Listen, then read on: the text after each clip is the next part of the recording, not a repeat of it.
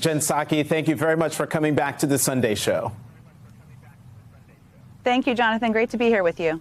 So, Jen, the AP is reporting, based on Russian state-owned media, that Russian President Putin has put Russian nuclear deterrent forces on high alert, citing, quote, aggressive statements by NATO powers and the sanctions. How is the White House reacting to this ominous news? Well, Jonathan, this is exactly the kind of manufactured threats that President Putin has been using since the beginning of this crisis to justify further aggressive action. What is fact here is that Russia is under no threat from NATO, has never been, is under no threat from Ukraine, has never been. It is Russia and President Putin who are taking the aggressive action. So this is just an attempt, an escalatory attempt to justify further action on their part. We have the ability, of course, to defend ourselves, as does NATO. But I think we all need to be very clear-eyed and call this out for what it is. Mm-hmm. Jen, can you confirm a report or an announcement made by Ukrainian officials on Telegram that Ukraine has retaken Kharkiv from the Russians?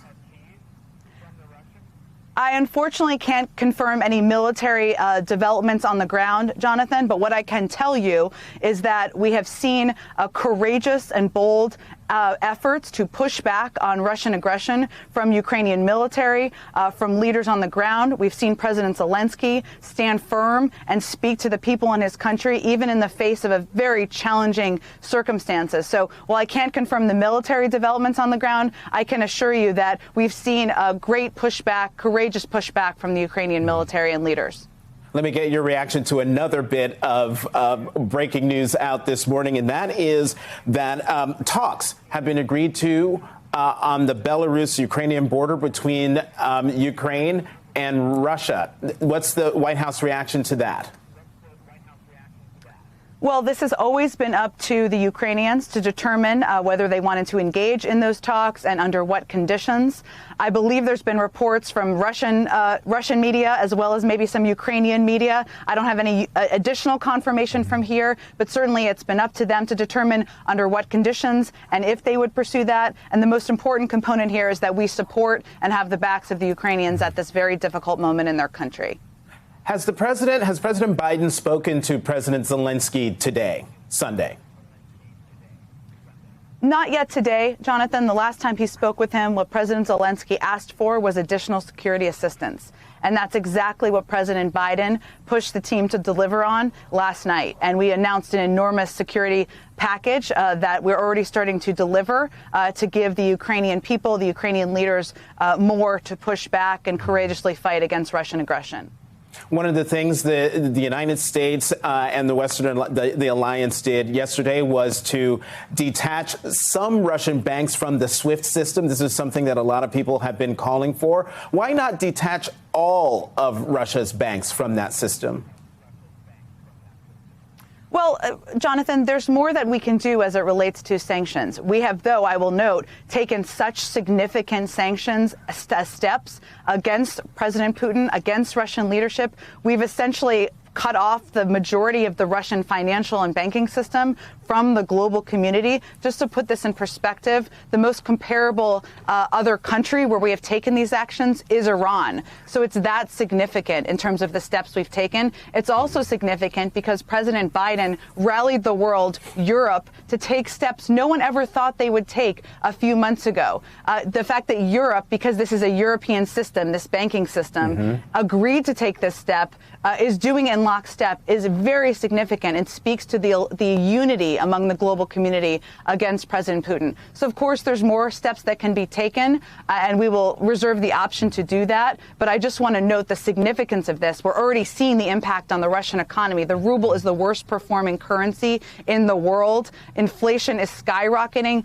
You're seeing reports of the Russian of costs going up across the country, the inability to have access to the international banking system. We can build from there, but it's very significant what's been done already to date.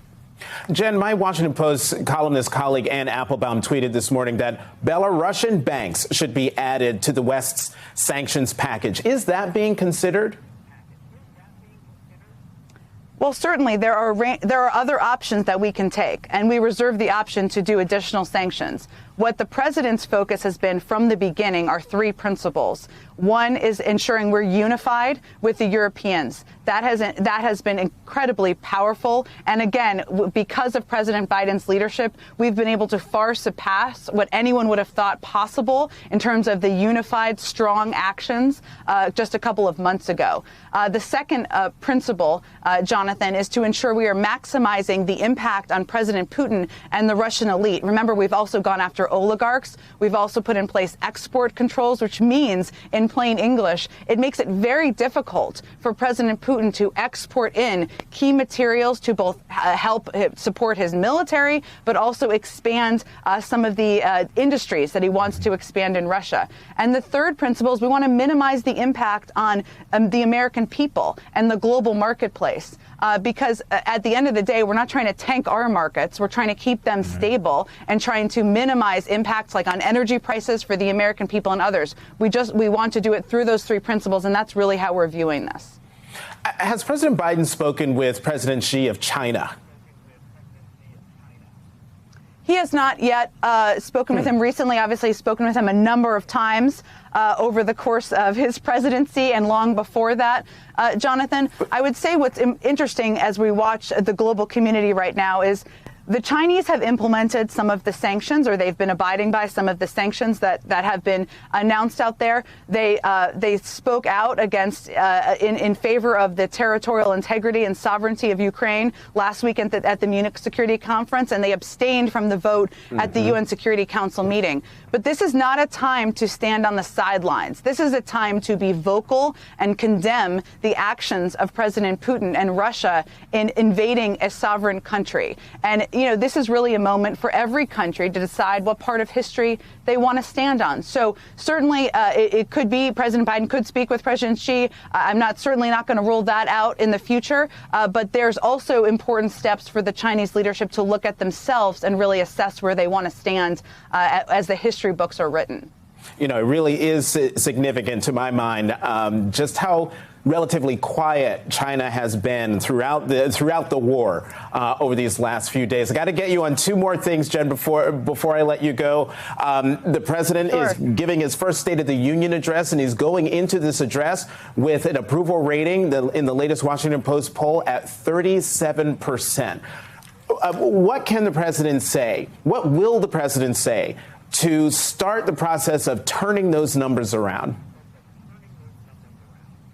Well, first, Jonathan, I think the American people can certainly expect to hear from the president his assessment about the strength and the resilience of the American people. There's no question we've been through an incredibly difficult time in this country, whether it's COVID, the economic downturn, and all of the challenges that people experience every day. He's going to talk about his commitment to building up the middle class and ensuring that we are giving people the breathing room they need.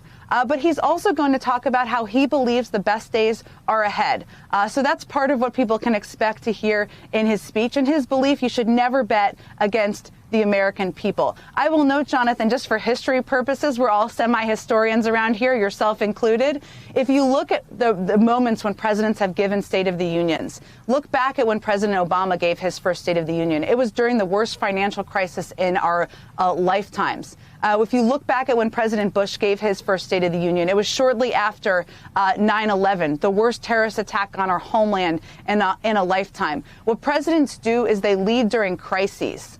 They lead the world during crises, and that's exactly what President Biden is doing. So you can expect, the American people can expect to hear him talk about that as well. Standing up against President Putin, standing up against autocracies, that will certainly also be a part of his speech. And real fast, to squeeze this in, Senator Lindsey Graham of South Carolina, who voted to confirm Judge Ketanji Brown Jackson to the D.C. Court of Appeals, now says that President Biden, the far left, has won President Biden again. Donald Trump yesterday at CPAC said that she was a radical left zealot. Your reaction to Republican reaction to Judge Ketanji Brown Jackson being nominated to the Supreme Court? Well, that just doesn't bear out in fact, Jonathan. Ketanji Brown Jackson, yes, she is a history-making nominee.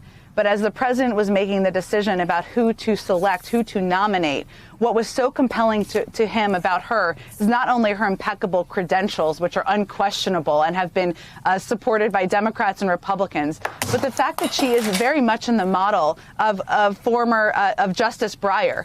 That she clerked for him, that is the model she would follow. And she is also somebody who has ruled at times in favor of Democrats and in favor of Republicans. She has served under Democrats and Republicans. She is first and foremost an impeccably qualified judge. So I think the real question, and maybe Senator Graham will come on your show. I'm inviting him on your show, Jonathan. I hope that's okay. But Fantastic. Maybe he will come on or on other shows and answer the question: what exactly has changed for anyone since they last supported her? And what about her impeccable credentials and record and real record of ruling on both sides brings anything to question? And I think she really deserves bipartisan support and deserves a shot at that. Well, I hope Senator Graham takes you up on your invitation to my show. White House Press Secretary Jen Psaki, thank you, as always, for coming to the Sunday Show. Thank you, Jonathan.